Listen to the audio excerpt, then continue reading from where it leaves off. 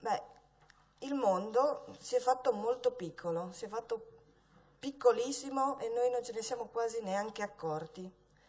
Ma soprattutto quello che non siamo stati in grado di fare è di prevedere la velocità di riduzione dello spazio e di agire di conseguenza.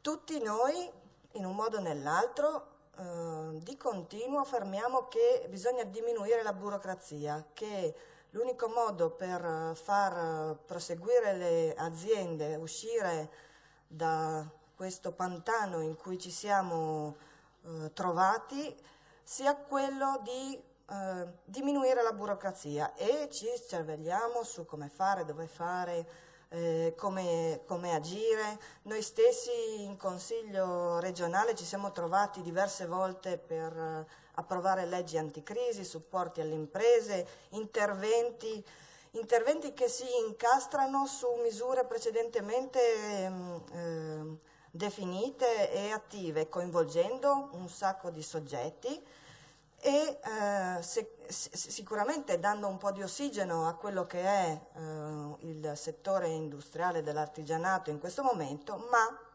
purtroppo aumentando la complicazione, aggiungendo strati burocratici.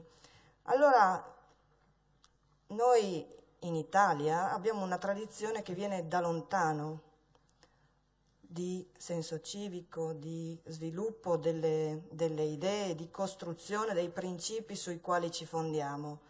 E questi principi e questi valori sono importantissimi e non dobbiamo assolutamente dimenticarcene.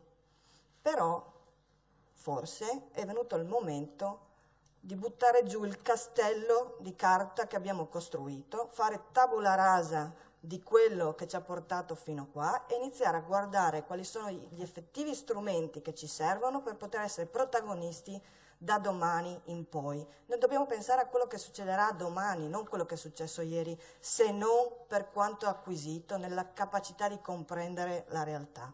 Pertanto, secondo me, questa mozione è anche fin troppo debole e, come hanno già detto altri, credo che valga la pena di affrontare seriamente questa questione e porre un'attenzione particolare. Grazie.